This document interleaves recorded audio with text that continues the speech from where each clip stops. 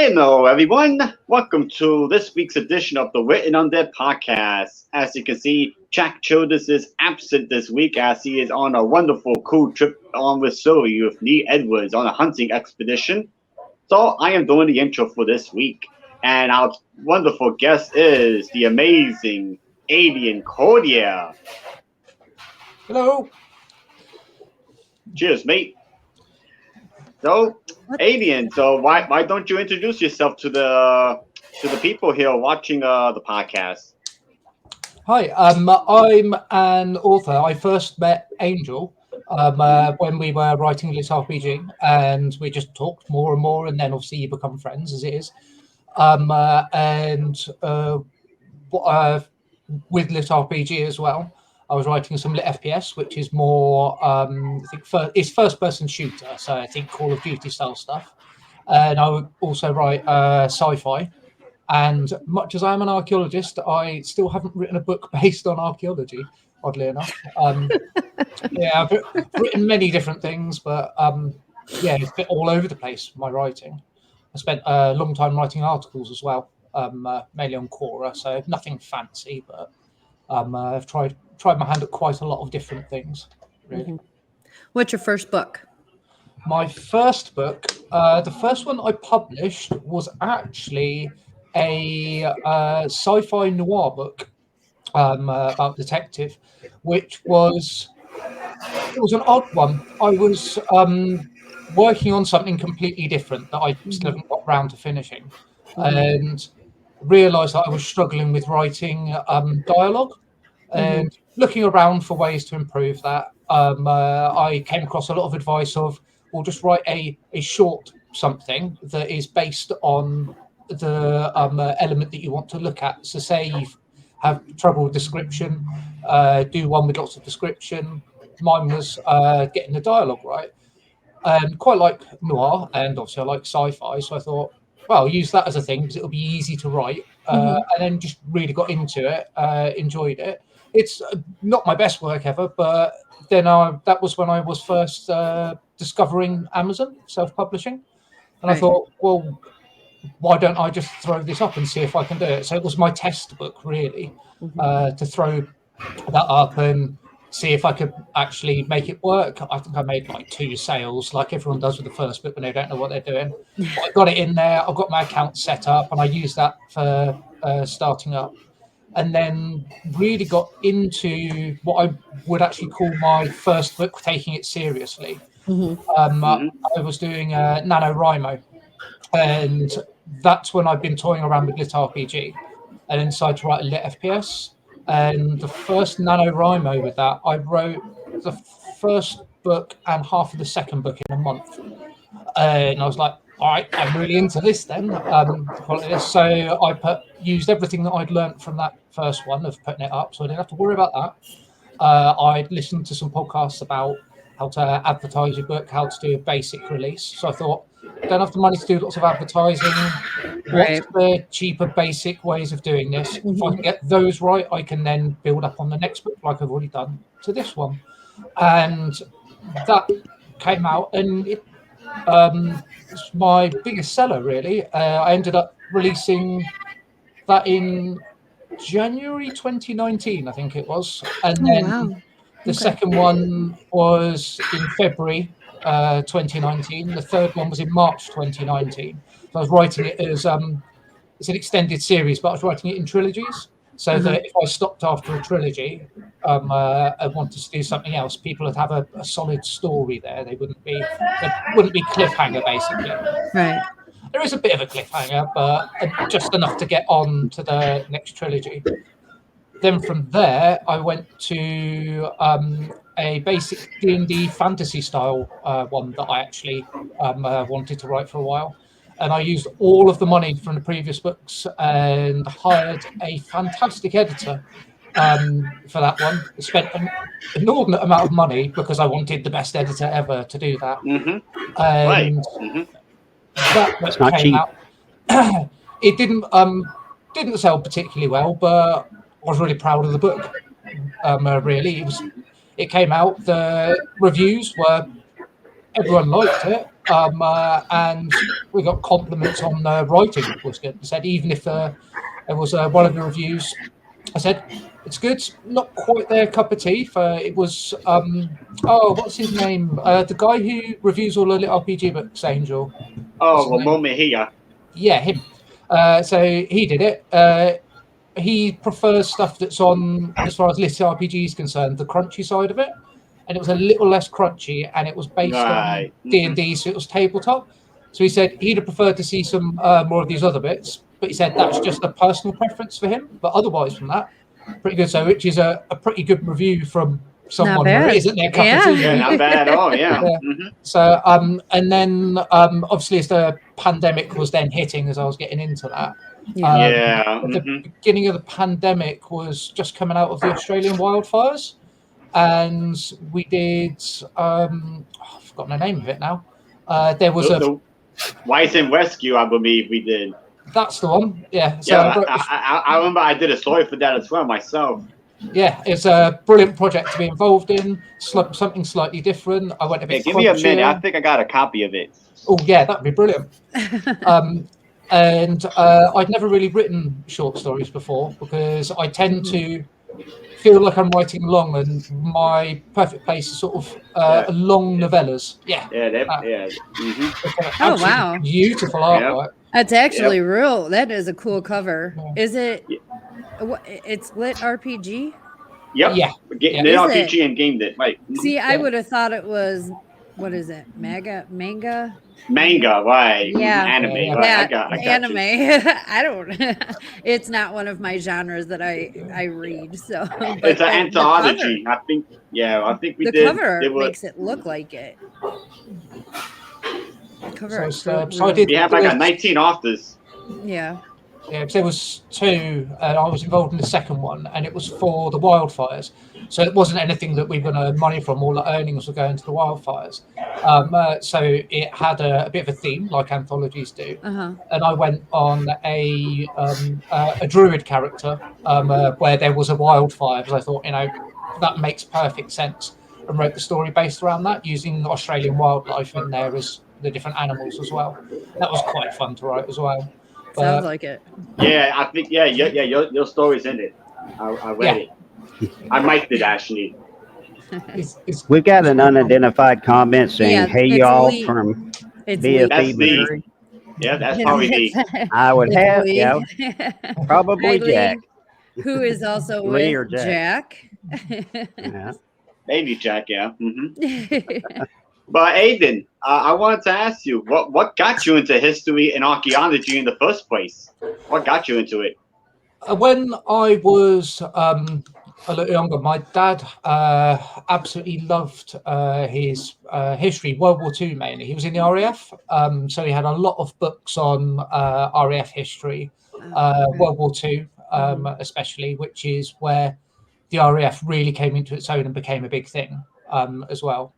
And he used to do a lot of historical wargaming with Napoleonics as well. So I really got into Napoleonics at about that time. Personally, I had that always from a child. I loved castles, knights, all of that type of thing. Read Lord of the Rings when I was in year 6. So I'd have been about 11-ish and was just completely hooked on that as a fantasy genre as well. From there, I got into D&D. I got into the Margaret Weiss and Tracy Hickman and all the stuff they did. I can't remember, the Dragonlance, all the different ones of those. And they've got a very strong historical element running through. And one of the big things about Tolkien is he was a languages professor, focusing on that sort of that Anglo-Saxons and that early British history as well. Right. On holiday, we were also going to castles quite a lot. I grew up in Northern Ireland, so we used to go off to the castles in Northern Ireland, some really nice ones up there. So it's always stuck with me. Became something I was really interested in at school, just as, ironically, one of my worst subjects in school as well. Really? My best subject was maths when I got to about GCSE, which year 10, so that would have been, year 10, East work out. Oh, that's crazy. About 15. I was doing national mathematics competitions and placed. I got really good at maths then. Oh, smart guy. I was actually good at math myself in high school, so I know a little bit about that. But I hated it. Yeah, it got. I hated math. It then got to a point where my lowest mark at GCSE was actually history, and my highest mark was maths. And then when I did A level, it flipped over. I just could not get on with A level exams whatsoever. I think I peaked essentially with maths. I was doing art, history, general studies, which was basically politics. Right. I did some graphic design and maths, which is a pretty odd group of subjects to do. So originally, I was going to look at being an architect that worked on historical buildings. I've met a few of them as an archaeologist. There's a guy who got an archaeology degree, and he works on restoring buildings. He works a lot in Eton. I was doing a job in Eton. Fantastic having conversations with him at break time as well, because he's got a similar background and knows what we're doing. And it's restoring all of the really old buildings that we've got in the area.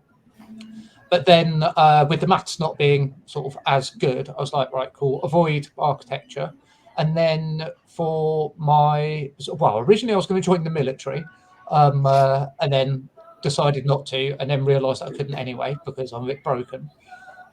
Then, I worked with the RAF when I was a teenager. And then for my sixth form work experience, I couldn't work out what I really wanted to do. I was chatting to my history teacher, because it was the head of sixth form was one of the history teachers. The deputy head was the head of history, and my form tutor was the other history teacher. So I was constantly around those history teachers, and when you're around people like that, it sort of rubs off on you. You get imbued with all of this information and knowledge. Fantastic people, very knowledgeable. And my form tutor actually knew somebody who worked at Oxford Archaeology and said, do you want me to get into contact and you can go and work there for a bit? So I went and worked there and decided, you know what, this is actually what I want to do. I'm by trade of actually what I do, more graphic design and illustration. Part of archaeology is graphic design and illustration. My undergraduate degree, I actually, as a summer job, I worked as an illustrator for some archaeological works that were published. It took me years to find them, because it turns out they were published in an obscure German journal. I'm internationally educated. But that getting into that at first, I was like, well, I was originally going to just become a graphic designer and go and do art. But I thought, you know what, I'll go and get an archaeology degree. I'll focus on the illustration while I'm there, and I can always go and do that afterwards if I want to. Never really got around to it. And ended up just sticking with archaeology and just doing an archaeology master's. So it was one of those things of, this is really interesting. This is all the things that I love. I'll start doing that. I'm going to go and do a degree. Well, this sounds like a fantastic degree to go and do. I'll go and do that. I did ancient history and archaeology for my undergraduate, and that was known at the time in the UK as a civil service degree. So we had half of Parliament had similar degrees of history, archaeology, all of those types of things. And if you worked in the civil service, it was also one that people liked as well. The whole thing with that is all about, it gives you loads of different skills in different areas. So I did forensics, so I could go off and get a master's in forensics and become a forensic scientist if I wanted to. I could just become an archaeologist. I could go into academia. I could just become a historian. I could have gone become a lab technician. One of the people I worked with, she ended up doing her PhD in soil sciences and works, she was assessing things like pesticides. So you can go all of these different places with what you're doing. So I thought, then if I decide during a degree that this isn't for me, I can go off and do something else afterwards fairly easily. And I decided during the degree that actually, no, this is for me. Funniest thing, in my first year, we had to do a field school. The guy who was running that field school was the guy I worked with when I was doing my work experience in sixth form. the illustrator for the department ended up being the other person I'd worked with. Years later, I now work with that same person again. So he's just sort of archaeology is a very small industry, so these people That's what it sounds like. So I've known him now for the best part of 20 years, really. Wow. So, yeah, you end up just the time disappears. I've been employed at my company now for it'll be sort of 15 and a half years now. Just topped 15 years. It doesn't feel like it could be really that long anyways. You know, you're like, I am not that old. No, you just don't want to accept it. Yeah. Well, Jack Childress, chimed in just a little bit ago, along with Mark Eddy and Darren Fry. Hello. Hello, everybody. Thank you for joining. Aiden, I got a question, buddy. Mm-hmm. Now, do you suppose you ever gonna go for being an historian, or are you happy with where you are right now? Oddly enough, I've been toying with the idea quite a lot recently. Archaeology is incredibly hard on the body. I could sit here for the next 20 minutes and list off all of my injuries. My little fingers don't work properly. Like some weeks they'll just be stuck out. Massive problems in my wrists. All kinds of things like that crop up quite frequently. Mm-hmm. So the older you get, the more that you look into being office-based. So with my specialism in metalwork, that's sat behind a desk or writing reports or working in post-excavation. And obviously being a writer, I think, well, perhaps I could combine the two. Actually look at doing more history-based work. I started before the pandemic. Reading University was redoing their library. Then the pandemic meant that they had to have the whole thing closed for years. People did their entire degrees without access to this library. It was all being moved online, which I felt really sorry for them as well. But it meant that I couldn't go into the library. And I've still, now they've changed it, I can't go back in easily. I have to go and do a bunch of it. I can get in because I've been to the same that's university twice, so you're allowed to. That's part of the perks.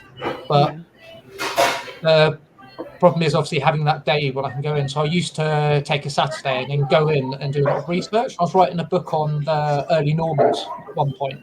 But the sheer amount of research you have to do for the tiny amount of words that are in there, literally you can fill an entire notebook. And that's I can only imagine. So one of the other things is one of the big parts of history for me is more the sociology side of it. So when I was doing my master's, I wrote an essay about after the Black Death. There was a big movement of everything in the country. It's often said that it was the biggest thing for increasing the wealth amongst the poor and giving them power more than any other social movement. But it was able to be done at that point. So what it had is a lot of villages were abandoned because, either everyone was dead, which is what everyone first thought, and then they realised a lot were abandoned because society changed so much that they went and built new villages elsewhere. So I was looking at how that happened, like who had the power in that situation, a very sort of psychological, sociological thing. I was reading books on deontic logic and all sorts.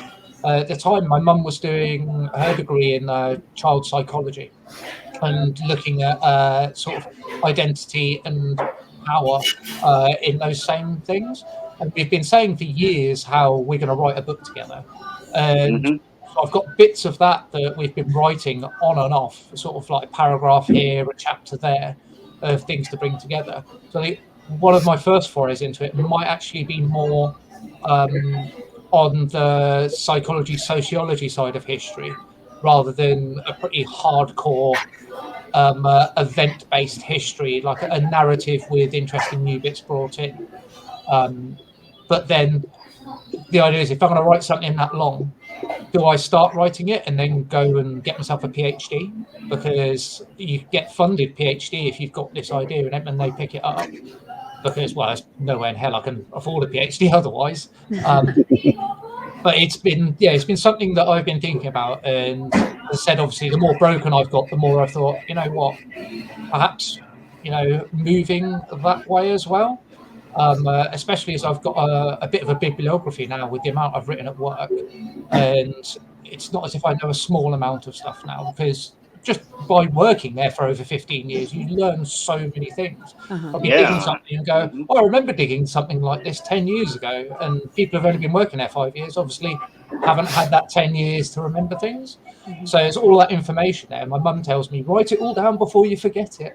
So that might be a way that I go, but I might just have to look at all of the stuff I've written and it's published through work, and then put that all together and then see, well, can I use all of this as sources, all of this? Because there's already thousands and thousands of words there. The last metalwork report I wrote for was a Roman villa.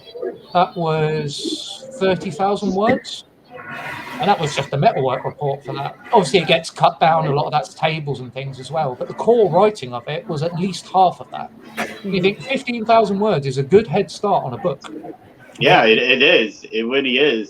So, so I've thought about it, and I've contemplated going that route, and it might be more useful. But that does mean going back into academia. I don't have that many academic contacts. I've got barely a handful because I work in commercial archaeology, which is slightly different. But I do have some contacts, so possibly, maybe one day. So have you written, what is your most recent fiction that you've written, and are you working on anything currently? Published wise, it'll be, I can't remember now. I think it is that short story. Okay. So I wrote a sci-fi book, and it was on my computer. I quite liked it, and I was like, why is it sat on my computer? So I slapped a cover on it and put it up, and like 50 quid over a year or whatever. So well, that's 50 quid I didn't have beforehand. Yeah. And then realised, obviously, oh, this is quite good. But if I start writing in military sci-fi, which was my angle more, then I've got lit RPG and lit FPS in there. And then I've got those early noir books as well. And while there's all a connection between them, is toying the idea of whether I have a pen name or not, whether I just reset on that and write some more. So I promised myself that because I did that first trilogy when it came out, it did so well because I published one book after the next for those first three. So it kept the momentum up, which then mitigates some of the, I can't afford too much advertising at first. It then gets you a bit of an impetus. What I didn't want to do was release a book, wait a bit, and then have to fight to get eyes back onto the book again. So I said I wouldn't release anything unless I had written at least a trilogy. So the first book had to be written. Second book, almost finished. Third book, perhaps the last couple of chapters not done, that they could be written over that couple of months. But with all the information, I could just do that. And I've been contemplating looking at a small press for one of them, because I've got my two write lists. I've been trying to find which one I want to write the most. And as I said before, I quite like writing novellas. And I started 3 different novella series that are all slightly different. Then I have one that is going to be a huge work. Essentially, I wanted to write quite an epic military sci-fi. So I spent a long time with Excel spreadsheets and notebooks designing an entire military campaign across this entire star system. I had the exact sort of battalion breakdown of what units were what, name generators for days as well, and I named everyone in a battalion. One of my favourite series is the Gaunt's Ghost series. I don't know if any of you have written this. Read that way. That's one of the books in the series. Never I haven't. Games Workshop literature, and that was one of my early forays into liking military sci-fi. And they're obviously the universe that Games Workshop have is huge. They've been building this as a company, and they're a multi-million-pound international company. And they've been working on it since the 80s. They've got all of this lore behind it. And one of the big things about that's a Dan Abnett book, and Dan Abnett wrote all kinds of things. I'm trying to think of some of his most famous stuff. He wrote a lot of comic book work as well. 2000 AD he worked on, and who am I trying to think of? Judge Dredd. He worked on Judge Dredd. Yes. Okay, yes. I know Judge Dredd. Yeah, he worked on Judge Dredd as well. So he was quite a big person for Games Workshop to get in. And that really set off am the their North. writing. Yes. And the books that he's written, I've read some of his interviews and listened to some of what he said. One of the things he was talking about, when you're writing something, you want it to be big as an epic military thing. You're going to have lots of people dying. People are going to die all over the place. Within 3 chapters of the first book in this series, the unit that lands starts off with 350 people, the one I'm focusing on. By 3 chapters in, there's 20 of them left. And this is a trilogy that's following through. The whole idea is that all the units get messed up, and then you sort of bring in all these different what's left of them, and they all get put together in the end. And so you can build up these character stories, and the backstory is obviously this first trilogy. But he said one of the ways to do it is act like you've got a backstory for everyone you kill, and people will be invested in them. And the best way he said of doing that is names. So when there's a casualty report and they go, "Oh, we had some contact with the enemy," they sort of, "Oh, Bob, who dies?" And then you can reel off like 3 names: this person, this person, this person, that person's sick over there. But you're not saying we lost 3 soldiers. You're saying we lost these 3 people. So I put loads of work into getting these names and the units built so that I knew where they came from. There's a bit of unit history in there. I know what ship they were working on. I know the chain of command in there, and fleshed out backstories of the main characters. So I've been trying to build on that. All of the work that I've put in, as I said, with a reset, I don't want that to crash and burn and then we have to keep restarting it, because that will be so much work to do. Yeah. So I was contemplating looking at, say, a small press that does sci-fi, and then going that route, seeing if they wanted to pick it up, and then going from there and then working off of the back of that. One of the other things I've been working on is, as I say, these novella series. One thing with a bit of research is novellas are easier to write because they're shorter. If you've got your stories down and you've got your planning right, the fact that they're shorter means that you can drop at least 1 or 2 subplots, and it's just less words to work with as well. So your takes a lot less time. Fitting that around work life as well makes it easier. So the idea is that I can work on one of these, and like I said, with the other sci-fi book that I put out, I realistically didn't really care how much money that made. It was just sat on my computer. Right. So I was going to go the same route, knowing that it might make a little bit of money on that. It wasn't really widely read or anything. But if I write this series and I'm enjoying it, I can just keep putting it out. And it doesn't matter if it doesn't make money. It gets you in that habit of putting it out. Gets you your backlist there, gives people something to read while they're waiting for me to finish these other series or write the next book in the trilogy as well. I like it. There's all the little RPG projects that I'm working on as well. I've been working on for ages. Now, Aiden, I want to ask you, what would be your favorite period of history to study? What was your favorite period of history?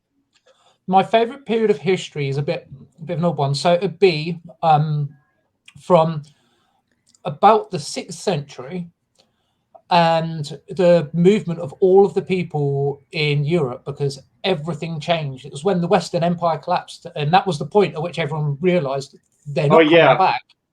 And so you've got all of that. You've still got the Byzantines in there, so you've still got some of your Roman stuff going on. Yep. And then that leads into the formation of states. Yeah, that's what they might call the Dark Ages.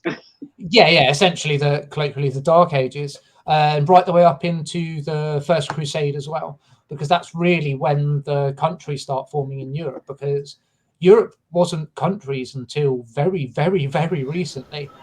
For example, Germany was first formed in 1880.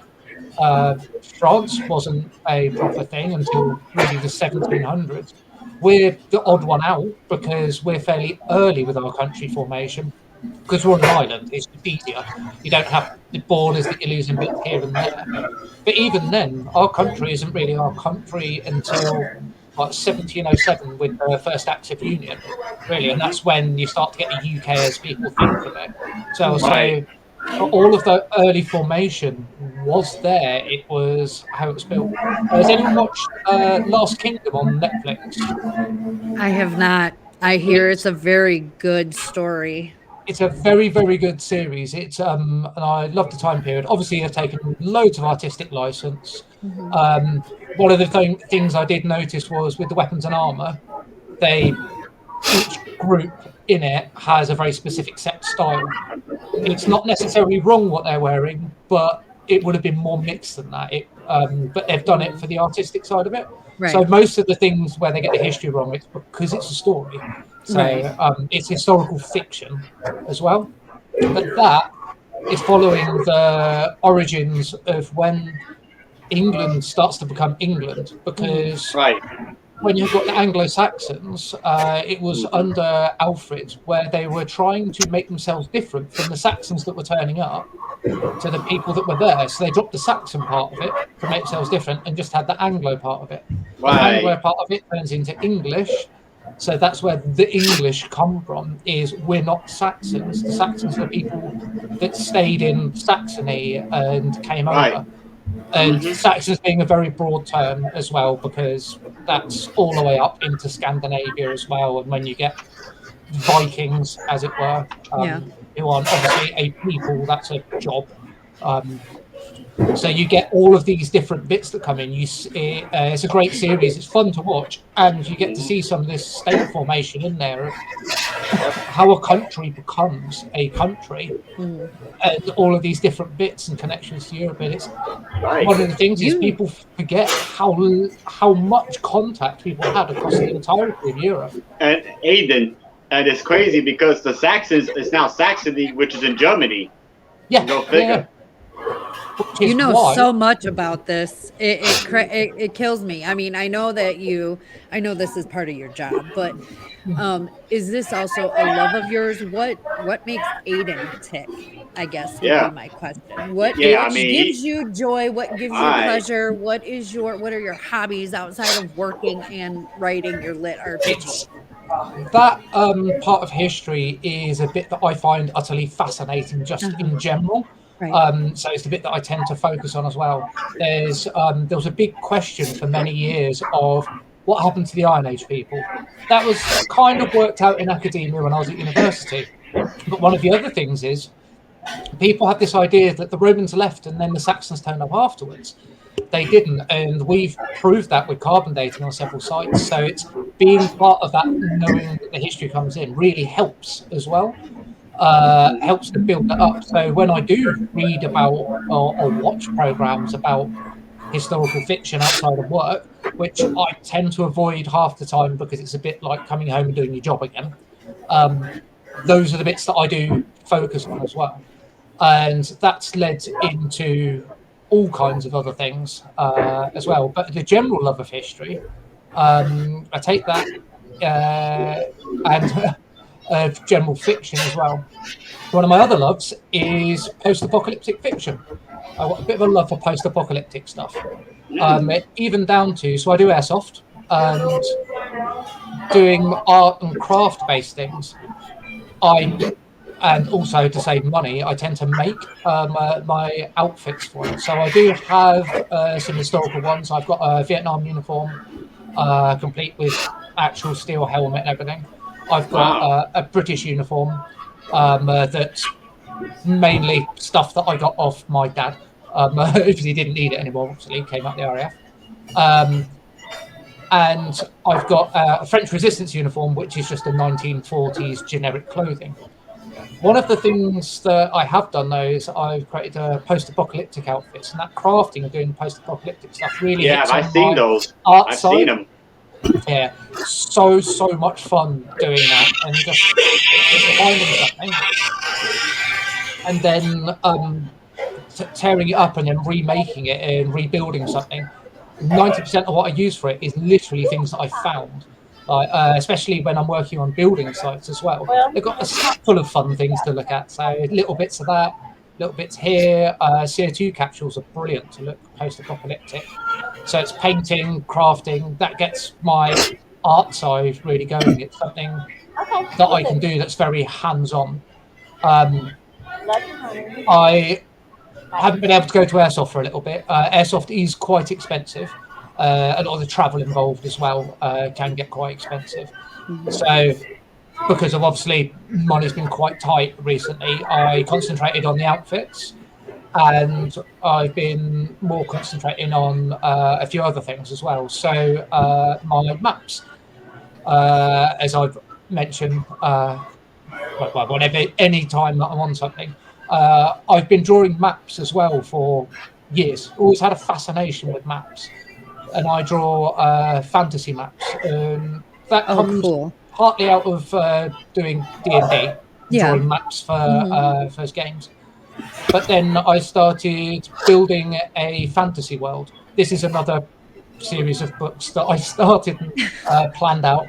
So how many series do you have going?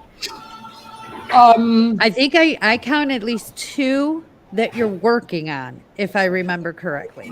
I have. I have it written down because I have all of my notes. See if I can find it. Give me a second. Are you a Virgo? I'm just wondering. Sagittarius, actually. Virgos are usually very organized. Yeah. Right. So is in that one. Which of these? I did a full financial analysis as well. It's somewhere in here. I love you, man. I love you, Ethan. I love this guy when we do the podcast, the Antius Maximus podcast. This guy, he carries the show some of the time. There's every time I have an idea, and one of the things I did learn very early on was I come up with ideas constantly, like most authors do. So I write them down, but when I've got that idea that needs to come out of my head, I already have physical plans for it. Right, so the series that I've got are the Lit FPS series, that is the one that I got the trilogy out for. Gnosis, which is my Lit RPG series, which the first book is out for. A sci-fi series that wasn't intended to be a series, so I don't know if I'll carry it on. The sci-fi noir novellas, and Napoleonic Lit RPG, some tentative ideas for other stuff that I'll get round to eventually. A sci-fi one that's based on space fleets, a sci-fi ground combat one, a sci-fi thriller, a trilogy that I've been writing for about 20 years, never got round to. Wow, 20 years. 4 fantasy series, and 2 or 3 sci-fi novella series.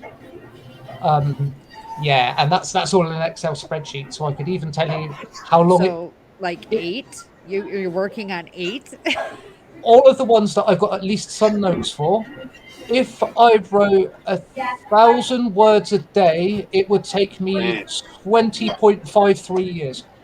It's in Excel spreadsheet. There's that math thing again. Yeah, man.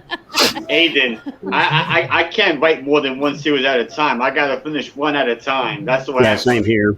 I can't do 2 things at once. This is definitely picture of ADD right there. It's a poster child. I can't focus. It's part of the problem I have with my mental health as well. I couldn't focus on things, and I get burnt out, and then I frustrate myself, and then I wouldn't be able to write at all. So I ended up not writing. So one of the things I would do is I'll take one of these other series where I've written a chunk. So the the epic military sci-fi one, that Ground War one. I'm writing books 1, 2, and 3 at the same time. The book, it was originally supposed to be book 1, but then I had to put extra chapters in. So I've got one storyline that's now over 3 books. So it's narrative. It isn't jumping around as much. But I'll go back through, I'll edit that, and then I'll write another chapter that fits into one of those places. And then if I just want to write something lighter, I've got another series that I can. But that means I'm constantly doing a bit of writing here or a bit of planning there, which means that eventually something will get finished. Rather than if I try to focus on one, nothing will get finished. However many years you'll have them all finished. 20.5 years, I will have, if I do that, I will have finished the 102 books that I've got on the list. Yeah, 102 books that I've got at least. No, have mercy. Holy crap, dude. Jen, there's actually one more book you didn't mention. Aiden, I don't know if you mentioned this one. You were working on the Napoleon era book based on Cossacks. I did, yeah. I briefly mentioned it. I started to write that. Sent Angel over part of it, didn't I? And then realised that I started writing in the middle of the series. Something that I always end up doing. Where you start writing, realising you have to go back. I might, Aiden, I really did, but I kind of felt a little off because you did start in the middle. I kind of saw it. So. No, that's exactly, and I realised that. Yep. So after talking to Angel a little bit, we decided when we were talking about Cossacks that when you start, like Cossacks 1, you start at the very beginning, it's really super basic. You start with some villagers, and then you start building things from your villages. Yeah, city building, yeah. So I can do that city building early on. What I was trying to do was jump to Cossacks 2, which started off later on, which is graphically is really cool, but there was nowhere near as much building in it. It was more about capturing things. I wasn't a fan of that game, by the way. I liked it for the uniforms, but I prefer number 1 and now the remastered one, number 3, for that. So I think I'm going to redo that, and that's one of the reasons that I'll have these series ended up. Well, I've written bits of it here and there. I hope, Aiden, you tackle the technology tree in that game because, man, that technology tree is so extensive with all the upgrades and all this stuff. Oh, it's huge technology tree. Trying to get your head around it is, and that was what part of my problem was when I started writing it. That I was like, oh, I've got to put this bit in. Oh, I've got to put this bit in. And obviously, you get an Excel spreadsheet if you're doing something like that. So this happens, and then you can take off the numbers so you can keep them running fluid. So one of the big things in this RPG, it's very common to have a spreadsheet so that you put the stats in. Yeah, and then when something changes, you then put the next stats in. So you know, right, chapter 1, this is what's going on. Chapter 2, this is what's going on. And what you can do if you've got that system is you can test it out for the first 2 or 3 chapters before you actually do the serious writing. So putting it in Excel and going, if this plot point happens, this happens. What happens there? And that's quite big. It's why I end up with all of these notes as well. And I just find it easier sometimes to just sit down and write. I think I've got like 3 or 4 books that I've gone into my made write some other time where I've started them, gone, oh, this is a brilliant idea. And you get 3,000 words in and you go, either I'm missing something here or that really wasn't as good an idea as I thought it was. So, and Jen, that's one of the things with lots of those books. So, Jen, so don't feel too bad about yourself, Jen. You're meeting a guy that's got tons of ideas and can't finish any of them. He's trying. He's trying, though. No, but Aiden, but I gotta admit, I have to admire the fact that you can juggle so many ideas. And I can't do it. I just can't do it. I admire you guys in the sense that I don't think that I would be able to come up with a world all on my own. And you create, Aiden, whole ass maps. And I'm just like, I'm in awe of that because I could never, I don't know if I've stifled my creativity at a young age or what, but that to me is just something that I could never come up with. Yeah, I need to commission the map from you, mate. And I've been meaning to ask you, but I know you're a very busy man. I've been I last commission I was working on was I was doing a commission that fell through in a pandemic, where I was drawing northern Italy, various different provinces in northern Italy for a game. That fell through. That was quite a fun project.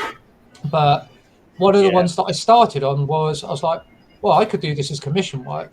So I was talking to Aaron Holloway. Yeah, I know him. Mm-hmm. Yeah. And I said, well, he was trying to sort a map out for one of his books. And I said, no, I don't want to charge you because I want to see if I can do this. You tell me what your map is. I'll draw it for you. If you like it, you can use it. If not, neither of us loses out here. But it gives me a chance to try that when you're going into a commission process. If you haven't done that before, you need to try that with someone you know will go, you haven't thought about this. This bit's wrong. You need to do this to get your timing down and all of that. And I ended up, I still haven't quite finished one of, I started small. So I did the village first. Then I moved to a town, which was 2 sheets of A4, so a sheet of A3. And then there's a city, which I still haven't quite finished. It's on 4 sheets of A4. Now, my drawing process for that's weird because I've only got an A4 scanner. So I have to draw the map out on the separate sheets and make sure it all marries up on the edges. So I tend to draw up towards the edges and do that so that I can scan it in properly and then fix it in post. If you try and scan something in that's on a bigger picture, you just ruin all of the corners. So you have to redraw it anyway. So it looks like that. But yeah, this thing's A2 sized and the houses are like 3 millimeters long. It's absolutely huge. I'll see if I've got a picture of it somewhere, and I could send across to you guys. That's in my other folder of things that I've worked out. I mean, because like, honestly, Aiden, I think you would do a wonderful job with my city building series with the Empire map with all the different known cities and enemy cities. I mean, if you ever played the city building games like Caesar 3 or Barrel, and you look at the Empire map, something like that. I played, Stronghold and Stronghold Crusader, where you're literally just building a castle. Obviously, SimCity back in the day. Who didn't play SimCity back in the day? Yes, I did. SimCity's the shit. I did not. I also Civilization. Absolutely love Civilization as well. Jen. Pretty addictive. Where have I put this? Yes, in here, and that's in. I don't know how much of it I've actually. But if you're gonna play SimCity, do SimCity 4. SimCity 4 is the best version of SimCity out there. It's the most complete edition. I just don't have time to play games. Yeah, I understand, Jen. I know. Me neither. I'll be honest. Me neither. I mean, I know for some people it's their relaxation, and that's perfectly okay. I've just never been a gamer type person like that. I tried to play Skyrim, and I suck at it. I can't play Skyrim at all. I am not a gamer person. And Jen, but that's okay, Jen. We still, I mean, hey, listen, I'm a game. I mean, I still love you, Angel. Yes. Yes, but I was getting ready to say that I'm a gamer, but I'm a retro gamer. I mean, I'm sure Aiden, you know that I'm a retro gamer. Give me. I'll play Pong and Pac-Man all day long. No, I mean not that retro, but I'm talking about the computer like Age of Empires. That was way before your time. I forgot. That was when they were. I'm talking about Age of Empires. I want to get Aiden to play Age of Empires with me, but I know his computer sucks. So I play a lot of games on PS5, but that's on like Facebook and a bunch of computer games like that, right? It's Age of Empires is. They tried to actually make it into a mobile game. It sucked. I tried it. It sucked. No, Age of Empires. It's actually made by Microsoft. It was back in 1997. They made it. I mean, I'm a PC gamer. I was mostly, I actually had the nurture, trying out PC games when I was younger. So that's why. Yeah, I do. I can do a lot of those stupid mobile on the go games. No, I can't do it. No.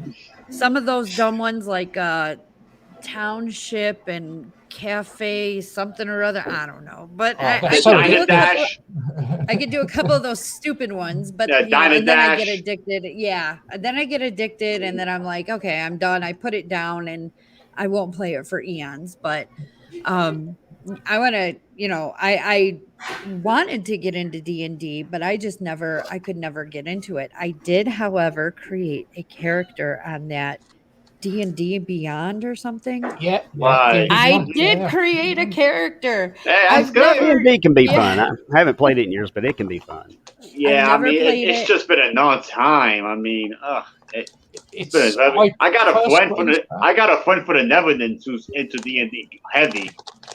I just don't have the time. First got into it when I was reading my parents' stuff as well, because they got into D&D the first time round, and they still had their models and the dice. I've still got some of the original dice as well.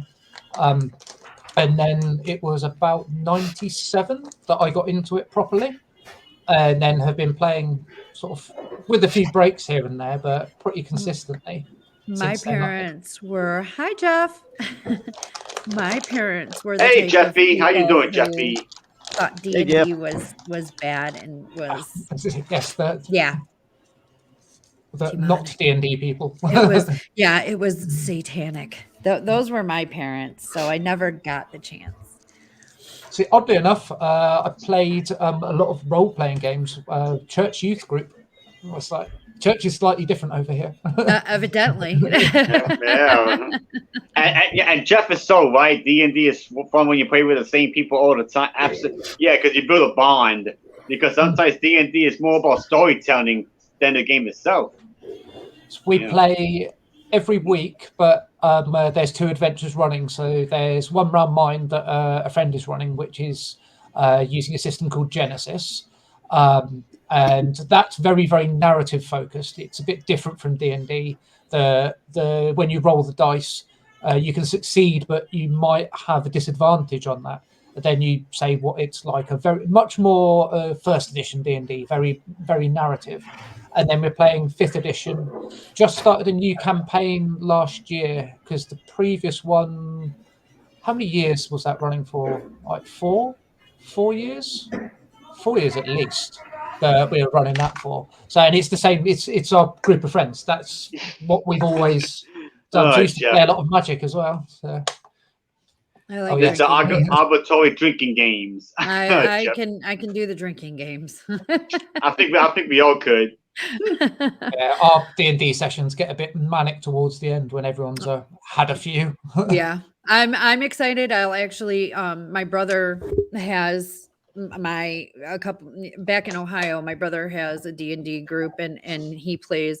He invited my son and my daughter and my son's girlfriend, and they all play. So I don't know. I might, when I get back there, I might sneak in on a game one night. We'll see. We do that with part of our friendship group lives in Wales, and so they'll come up occasionally.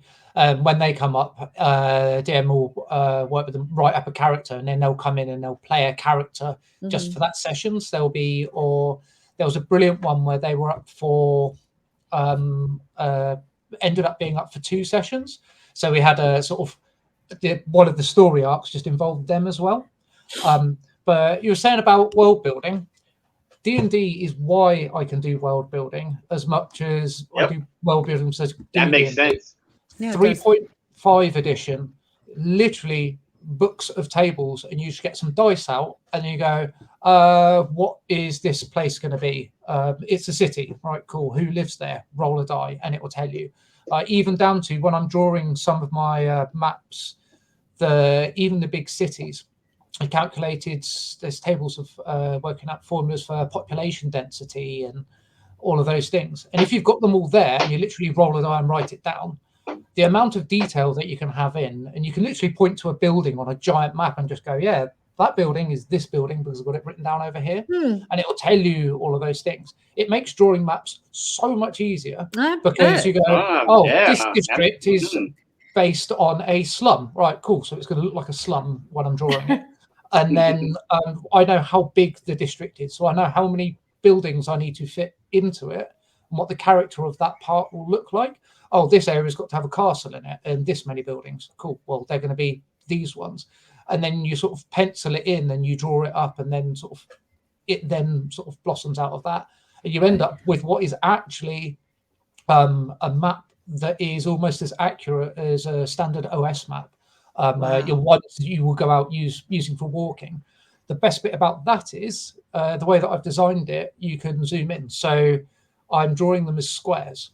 So then I've got a block of 400 centimeter squares that I put underneath it. And then I can go, right, this is map A1, and I'm drawing square number 300, so I know that's A1.300. So that I don't have to draw all of the map. I can just go, all right, cool, this bit's interesting, so I can go and draw this bit now. And you end up, it's what I was saying about having names for people that you're just going to kill off. They're just a name to create this. It's part of about creating an illusion of a big world. And then when you want to fill it in, you've got enough information that you can pick it up and run with it. But you don't have to fill it all in. You just pick a place and you zoom in and go, right, cool, what's happening here? And then that can be as small as you want. It could just be a street, or it could be a city, or it could be this small kingdom on the edge of something. But because you've got all the information, you can go, right, cool, I can write the detailed bits here. Yeah. And work on it from that.